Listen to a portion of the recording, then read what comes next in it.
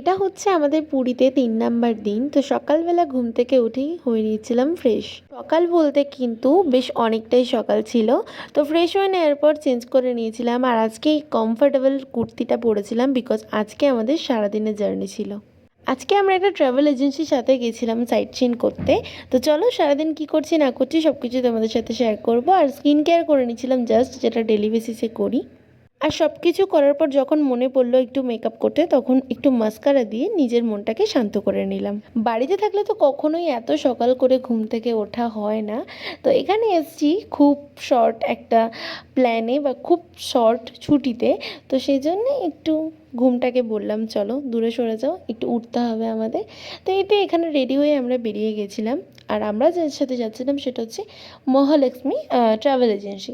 তো আমাদের যে বাসটা ছিল সেটা হচ্ছে আমাদের অবশ্যই হোটেলের কাছে ছিল না, তাই আমরা ওখান থেকে একটা টোটো ধরে গেছিলাম বাসের ওখানে।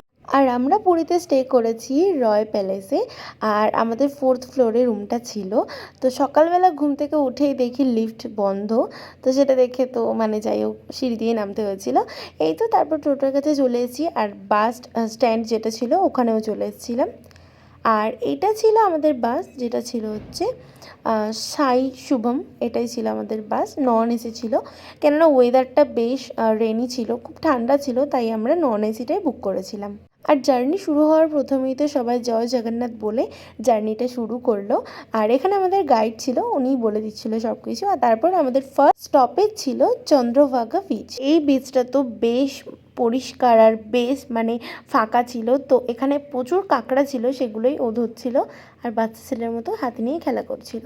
তো এরপর আমরা চলে আসি কর্ণাটকে, সেখানে কিছু ফটো ভিডিও করছিলাম। আর এই যে এখানে যিনি গাইড ছিলেন তিনি অনেক কিছু বোঝাচ্ছিলেন, সেগুলো সব কিছুই বুঝে নিয়েছিলাম। আর এখানে কিছু ফটো ভিডিও করার পর আমরা চলে গেছিলাম খেতে, মানে দুপুরবেলার খাবারটা খেয়ে নিতে।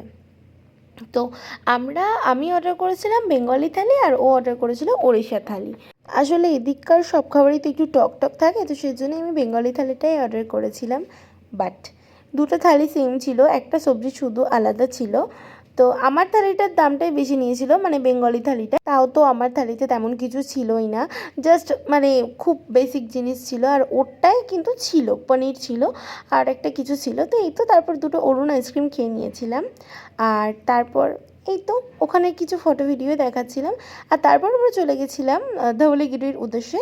তো সেখান থেকে বাসটা যেহেতু অতটা উপরে উঠবে না, তাই একটা ছোট বাসে করে আমরা চলে গেছিলাম মন্দিরে। তো সেখানেই এই মূর্তিটা দেখে ফটো ভিডিও করে, এখানে বড্ড রোদ ছিল আর জুতো খুলে অতগুলো সিঁড়ি পার করে আবার নেমে আসা এটা খুব টাফ ছিল, তাই একটু দেখে চলে এসেছি। দেন একটা মাজা খেয়ে আবার চলে গেছিলাম নেক্সট জায়গার উদ্দেশ্যে। তো নেক্সট আমরা গেছিলাম ভুবনেশ্বরের লিঙ্গরাজ মন্দিরে। তো এখানে তো ফোন অ্যালাউ ছিল না, তাই ভিতরের কোনো ক্লিপ আমি নিতে পারিনি।